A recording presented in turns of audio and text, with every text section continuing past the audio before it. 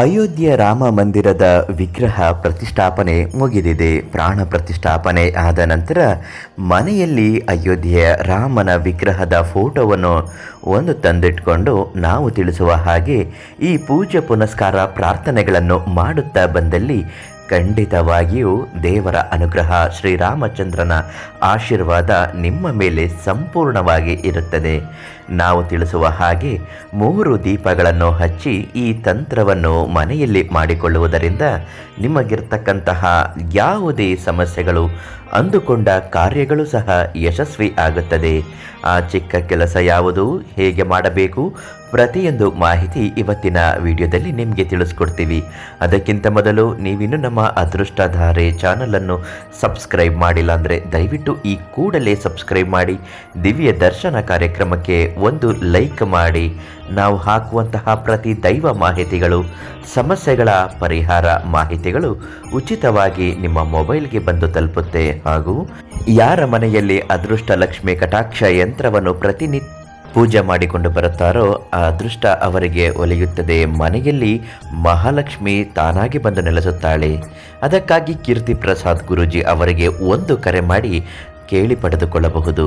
ಶ್ರೀರಾಮನ ವಿಗ್ರಹ ಪ್ರಾಣ ಪ್ರತಿಷ್ಠಾಪನೆ ಮಾಡುವಾಗ ಅನೇಕ ಮಂತ್ರಘೋಷಗಳು, ವೇದ ಉಪನಿಷತ್ತಿನಿಂದ ಬಂದಿರುವಂತಹ ಅನೇಕ ಶಕ್ತಿಯುತವಾದಂತಹ ಮಾತುಗಳಿಂದ, ಮಂತ್ರಗಳಿಂದ ಮತ್ತು ಅರ್ಚಕರು ಮಾಡುವ ಪೂಜೆಗಳಿಂದ ದೈವ ಶಕ್ತಿ ಅನ್ನುವುದು ಆ ವಿಗ್ರಹಕ್ಕೆ ಪ್ರತಿಷ್ಠಾಪನೆಯಾಗಿದೆ, ಪ್ರಾಣ ಪ್ರತಿಷ್ಠಾಪನೆಯಾಗಿದೆ. ನೀವು ಏನೇ ಬೇಡಿಕೊಂಡರೂ ಸಹ ಶ್ರೀರಾಮನ ಅನುಗ್ರಹ ಖಂಡಿತ ಆಗೇ ಆಗುತ್ತದೆ. ರಾಮನ ಆಶೀರ್ವಾದದಿಂದ ಸಕಲವನ್ನು ಪಡೆದುಕೊಳ್ಳಬಹುದು. ಅದಕ್ಕಾಗಿ ಕೆಲವು ನಿಯಮಗಳನ್ನು ಅನುಸರಿಸಬೇಕು. ನಿಯಮದ ಅನುಸಾರ ಪೂಜೆ ಮಾಡುವ ಸಂದರ್ಭದಲ್ಲಿ, ಪ್ರಾರ್ಥನೆಯನ್ನು ಮಾಡುವಾಗ ಮುಂಜಾನೆ ಬೇಗ ಎದ್ದು ಯಾವುದೇ ರೀತಿಯಾದ ಆಹಾರ ಸೇವನೆ ಮಾಡುವುದಾಗಲಿ, ಪಾನ ಸೇವನೆ ಮಾಡುವುದಾಗಲಿ ಯಾವುದು ಮಾಡದೆ ಈ ಕೆಲಸವನ್ನು ಮಾಡಬೇಕು. ಹಿಂದಿನ ದಿವಸವಾದರೂ ನೀವು ಯಾವುದೇ ರೀತಿಯಾದಂತಹ ಹೆಂಗಸಿನ ಸವಾಸವಾಗಲಿ, ದೈಹಿಕ ಸಂಪರ್ಕವಾಗಲಿ ಮಾಡಿಕೊಂಡಿರಬಾರದು ಮತ್ತು ಯಾವುದೇ ದುಶ್ಚಟಗಳನ್ನು ಮಾಡಿಕೊಂಡಿರಬಾರದು.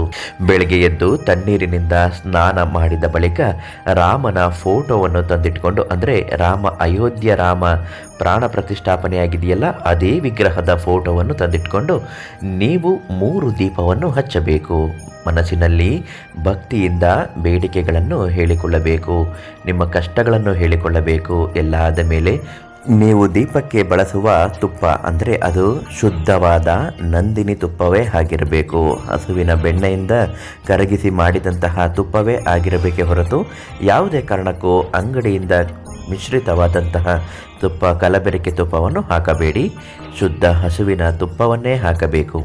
ಅದು ಹಾಕಿದ ನಂತರ ಅಯೋಧ್ಯೆಯಿಂದ ಬಂದಿರುವಂತಹ ಅಕ್ಷತೆ ಕಾಳುಗಳು, ಒಂದು ವೇಳೆ ಅಯೋಧ್ಯೆಯಿಂದ ನಮಗೆ ಇನ್ನೂ ಅಕ್ಷತೆ ಕಾಳು ಬಂದಿಲ್ಲ ಅನ್ನುವವರು ಚಿಂತಿಸುವ ಅಗತ್ಯ ಇಲ್ಲ. ಮನೆಯಲ್ಲೇ ಇರುವಂತಹ ಅಕ್ಕಿಗೆ ಸ್ವಲ್ಪ ಅರಿಶಿಣವನ್ನು ಮಿಶ್ರಣ ಮಾಡಿಕೊಂಡು ಅಕ್ಷತೆ ಕಾಳಿನ ಹಾಗೆ ಮಾಡಿಕೊಳ್ಳಬೇಕು. 1 ಇಡೀ ಅಕ್ಷತೆ ಕಾಳನ್ನು ಮಾಡಾದ ಮೇಲೆ ಅದರ ಮೇಲೆ ಈ 3 ದೀಪವನ್ನು ಇಡಬೇಕು. ಈ ರೀತಿ ತುಪ್ಪದ ದೀಪವನ್ನು ಹಚ್ಚುವುದರಿಂದ ರಾಮ ನಿಮ್ಮ ಎಲ್ಲ ಕಷ್ಟಗಳಿಗೂ ಖುದ್ದು ನಿಂತು ಬಗೆಹರಿಸುತ್ತಾನೆ. ನಿಮ್ಮ ಬೇಡಿಕೆಗಳು, ಇಷ್ಟಾರ್ಥಗಳು ಏನೇ ಇದ್ದರೂ ಅದು ಕೂಡಲೇ ಪರಿಹಾರ ಆಗೇ ಆಗುತ್ತೆ.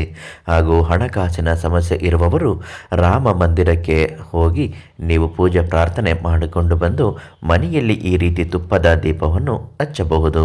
ಹಾಗೂ ನಿಮ್ಮ ಜೀವನದ ಯಾವುದೇ ಸಮಸ್ಯೆಗಳು ಶಾಶ್ವತವಾಗಿ ನಿವಾರಣೆ ಆಗಬೇಕು ಅನ್ನುವುದಾದರೆ ಪ್ರಧಾನ ತಾಂತ್ರಿಕರು, ದೈವಜ್ಞರು ಆದ ಕೀರ್ತಿ ಪ್ರಸಾದ್ ಗುರೂಜಿ ಅವರಿಗೆ ಒಂದು ಕರೆ ಮಾಡಿ ಉಚಿತವಾಗಿ ನಿಮ್ಮ ಎಲ್ಲ ಸಮಸ್ಯೆಗೂ ಶೀಘ್ರ ಮತ್ತು ಶಾಶ್ವತವಾದ ಪರಿಹಾರವನ್ನು ಮಾಡ್ತಾರೆ.